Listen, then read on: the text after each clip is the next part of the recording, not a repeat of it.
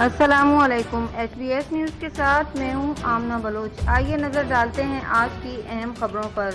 हैदराबाद से रिपोर्ट कर रहे हैं ब्यूरो रिपोर्ट कामरान अली खेड़ो की रिपोर्ट के मुताबिक एंटी इंक्रोचमेंट सेल लतीफ़ाबाद की सख्त गर्मी में भी तजावज़ात के खिलाफ मुहिम जारी।